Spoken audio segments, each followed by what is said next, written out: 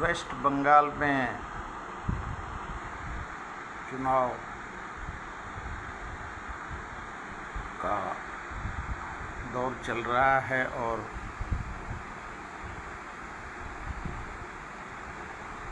मुख्य वहाँ ममता बनर्जी, कांग्रेस और भारतीय जनता पार्टी में आरोप प्रत्यारोप चल रहे हैं।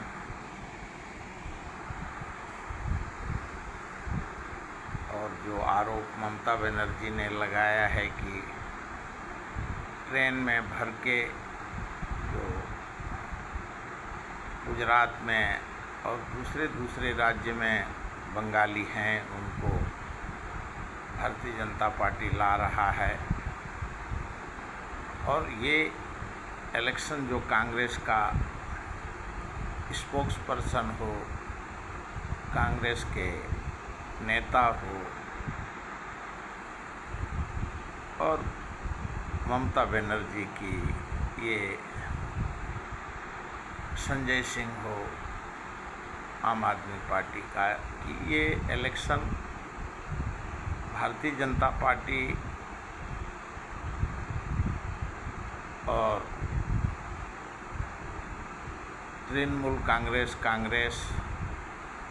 के बीच नहीं है। ये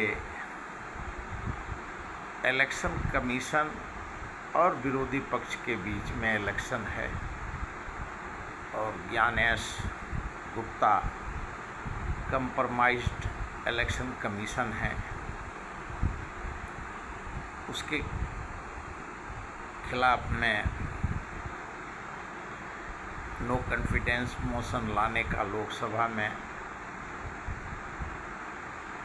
लेकिन बहुमत नहीं होने के कारण जिस प्रकार से ओम बिड़ला पद पे बने रहे, उसी प्रकार से ज्ञानेश गुप्ता भी नो कॉन्फिडेंस मोशन लाते हैं तो वो अपने पद पे बने रहते हैं, क्यों बहुमत भारतीय जनता पार्टी ले आती है।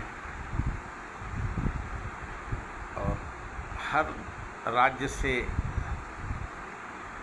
मतदान कराने के लिए भारतीय जनता पार्टी ने और इलेक्शन कमीशन से ने लाया है। और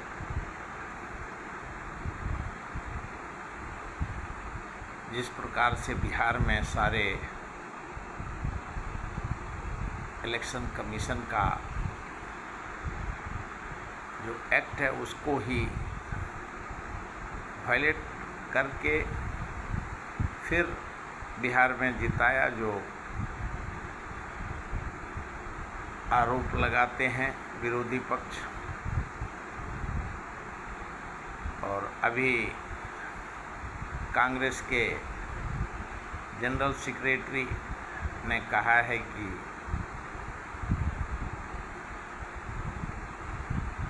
प्रधानमंत्री नरेंद्र मोदी के खिलाफ में नो कॉन्फिडेंस मोशन लाएंगे लोकसभा में। क्यों एक तरफ इलेक्शन चल रहा है, दूसरे तरफ जो महिला को लुभाने वाला जब बिल पास हो गया है तो, और ये जानबूझ करके जो क्रिएशन किया वो आचार संहिता का उल्लंघन है। इसके लिए प्रधानमंत्री के खिलाफ नो कॉन्फिडेंस मोशन लाया जाएगा। और कांग्रेस के मल्लिकार्जुन खड़गे ने प्रधानमंत्री जी को आतंकवादी कह दिया। और जो कांग्रेस के स्पोक्स पर्सन ने उसका खंडन किया विरोधी पक्ष के नाते, भारतीय जनता पार्टी के कार्यकर्ता ने मल्लिकार्जुन खड़गे के खिलाफ में आंदोलन और प्रधानमंत्री के खिलाफ कैसे आतंकवादी कह सकते हैं, इसका माफ़ी मांगना चाहिए मल्लिकार्जुन खड़गे को।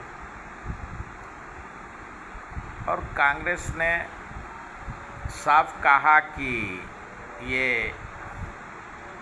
मल्लिकार्जुन खड़गे ने जो आरोप लगाए हैं वो इजराइल के प्रधानमंत्री बेंजामिन नेतन्याहू के, क्योंकि वहाँ इंडिया इज मदरलैंड और इजराइल इज माय फादरलैंड, और पूरा विश्व इजराइल को आतंकवादी देश मान रहा है। फ्रांस, इटली, नेटो, पाकिस्तान भी, फ्रांस, सब लोग इसको, इजराइल को आतंकवादी देश मानते हैं। और बेंजामिन नेतन्याहू को हंगरी का प्राइम मिनिस्टर ने कहा है कि अगर हंगरी आता है तो बेंजामिन नेतन्याहू को उसको अरेस्ट करेंगे।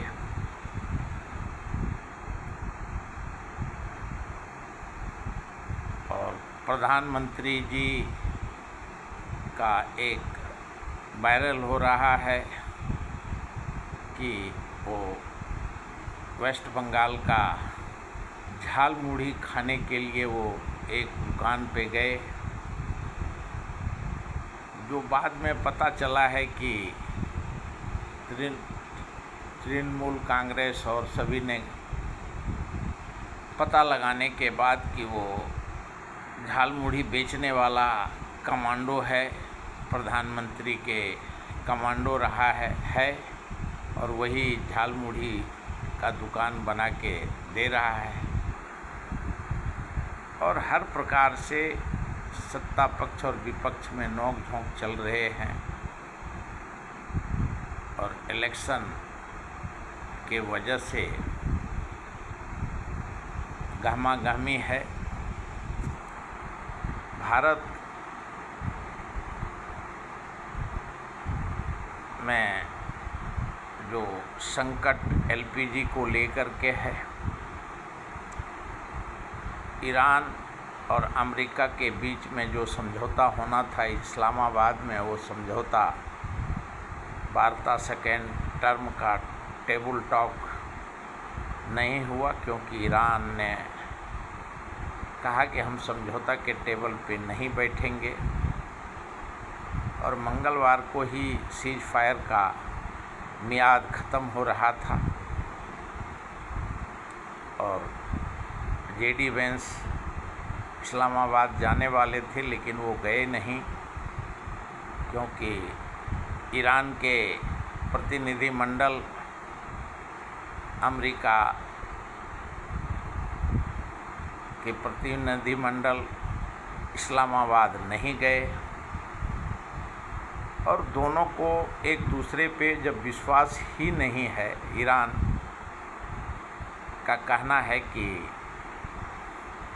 हम अमेरिका पे विश्वास नहीं कर सकते, क्योंकि 20 फरवरी को ईरान और अमेरिका बात करता है और 28 फरवरी को अटैक कर देता है। और जो महत्वपूर्ण पद पे बैठे थे रक्षा विभाग के और आयतुल्ला खमोनी को इन्होंने मार दिया। और इसके लिए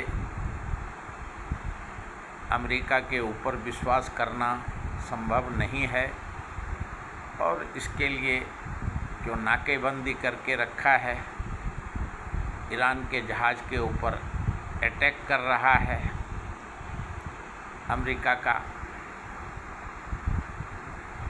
और इनके वजह से चर्चा नहीं होगा। और उसी के जवाब में डोनाल्ड ट्रंप जी ने अनिश्चित काल के लिए सीज फायर डिक्लेयर किया है, जब तक ईरान का प्रतिनिधिमंडल समझौता वार्ता के लिए तैयार नहीं होता है, तब तक हम सीज फायर करेंगे।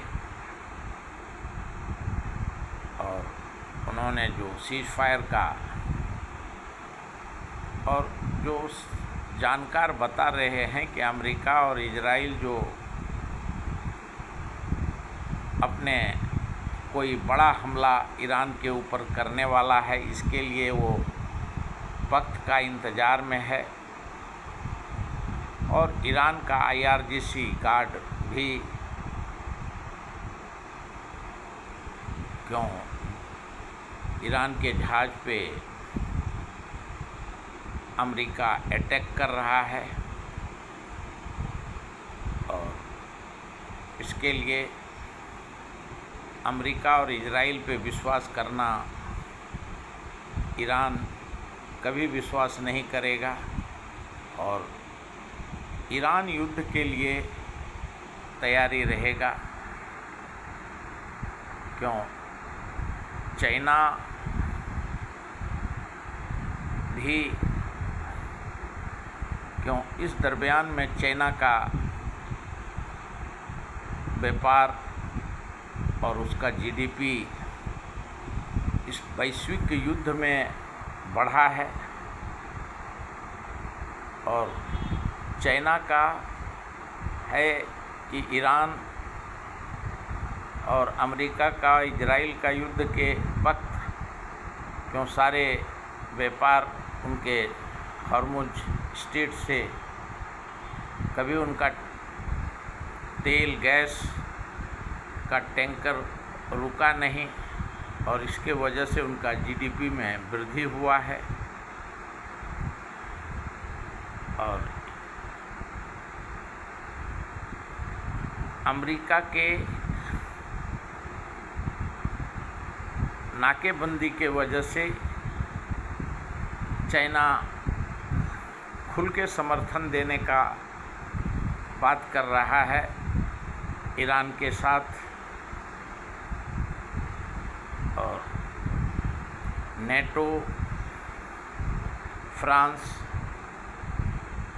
सभी लोगों ने अमेरिका का साथ देने से इनकार किया है। और मिडिल ईस्ट में जो खाड़ी देश में अमेरिका बेस है, फ़िलिस्तीनी हो, अरब कंट्री हो, सभी पे अमेरिका अपना कब्ज़ा छोड़ना नहीं चाहता, और ईरान और चाइना अपना कब्ज़ा जमाने के लिए रास्ता ढूंढ रहा है। और जिस प्रकार से डोनाल्ड ट्रंप जी इसमें कमज़ोर पड़ते दिखाई दे रहे हैं, और इसके वजह से रास्ता ढूंढा जा रहा है। और ईरान का सरकार को ये शक है कि वो अमेरिका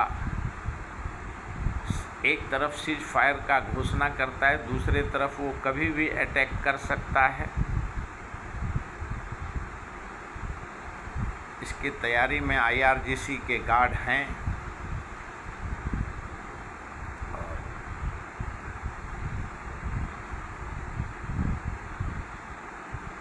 हर देश में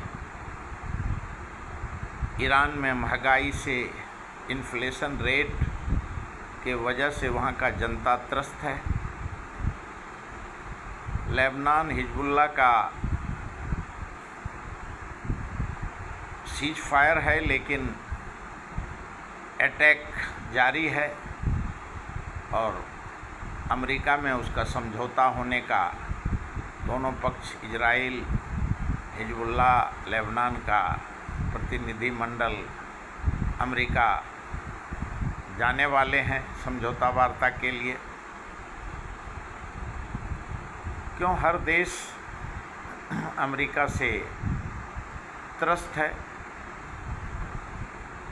और खाड़ी देश से अमेरिका ने अपने सेना को हटा लिया है, और अभी ईरान अपना यूरेनियम और हॉर्मुज रूट को तब तक नहीं खोलेगा, और ईरान ने साफ कहा है कि हम किसी भी हालत पे अमेरिका से वो यूरेनियम नहीं सौंपेंगे, चाहे बेशक ईरान शहीद हो जाए, लेकिन जब तक ताकत है, दम है, तब तक समझौता अमेरिका से नहीं करेंगे। अमेरिका के राष्ट्रपति का साफ कहना है कि विचार कर लो, जब तक तुम्हारी बुद्धि सेटलमेंट का नहीं होगा तब तक हम तुम्हारा इंतज़ार करेंगे, लेकिन इजराइल और अमेरिका के ऊपर ईरान, चाइना, कोई भी देश विश्वास नहीं कर रहा है, और जानकार कहते हैं कि ये कभी भी अमेरिका ईरान के ऊपर अटैक कर सकता है। अभी तक इतना ही।